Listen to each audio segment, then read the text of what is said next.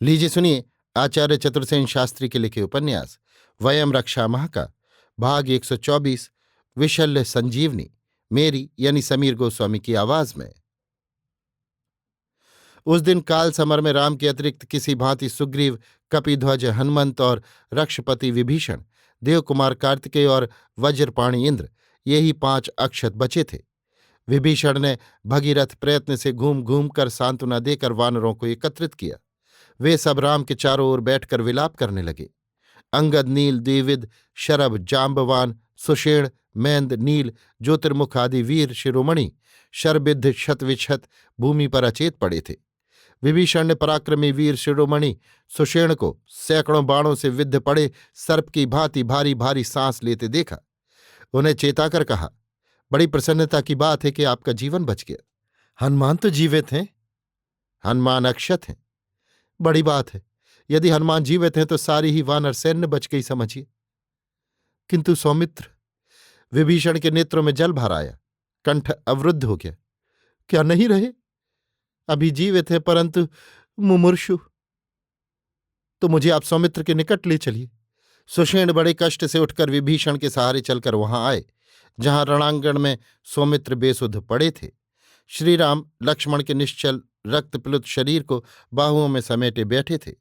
उन्होंने अश्रुपूरित नेत्रों से विभीषण को देखकर विलाप करते हुए कहा, अयम में भ्राता समर्षलागी शुभ लक्षणो लक्ष्मण इमं प्राणे प्रियतरम वीरम शोणिताद्रह पश्यतः पर्याकुलो में मनः यदि भ्राता में पंचत्वामापन्न किम में प्राणे सुखेन वा हा लज्जतीव में वीर भ्रश्यतीव धनु व्यवसीदन्ति सहायकः देशे देशे कलत्राणि देशे च बान्धवा तम देश नेव पश्यामि यत्र भ्राता सहोदरः हा किंतु राज्येन लक्ष्मणेन बिना कथ वक्ष्यामि हम त्वम्बाम सुमित्राम।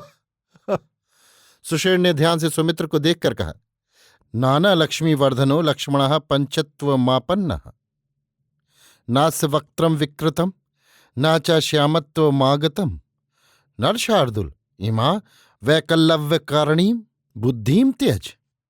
इतना कह उन्होंने हनुमान की ओर देखा और कहा, हे वीर, ये तेरे पराक्रम का काल उपस्थित है। तू पराक्रम कर महोदय पर्वत पर जा। उसके गंधमादन नामक दक्षिण देव श्रृंग पर विशल्या संजीवनी महौषध है। वो रात को प्रज्वलित रहती है। औषध की प्रदीप्त के कारण वहां कभी रात्रि नहीं होती। वहीं भगवान अत्रि का पुनीत धाम है। उसे तुला और सौमित्र सहित वानर यूथपतियों को प्राणदान दे।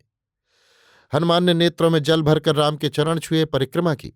पवन कुमार हनुमान तुरंत ही वेग से संजीवनी बूटी लाने को चल दिए और सुग्रीव सहित विभीषण, लक्ष्मण तथा अन्य शत वानरों की यत्न से रक्षा करने लगे।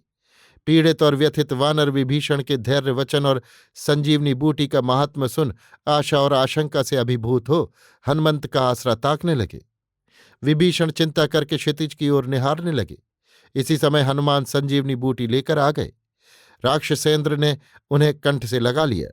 सुषेण की यत्न विधि से विशल्या संजीवनी द्वारा लक्ष्मण सहित सभी वानर विशल्य होकर नीरोज हो गए।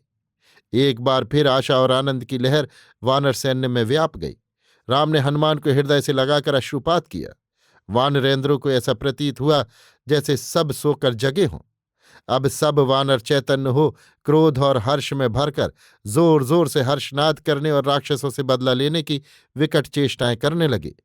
सुग्रीव और विभीषण ने भगीरथ प्रयत्न से सब कटक को व्यवस्थित किया। सब राम को घेर भावी युद्ध की योजनाओं पर विचार करने लगे।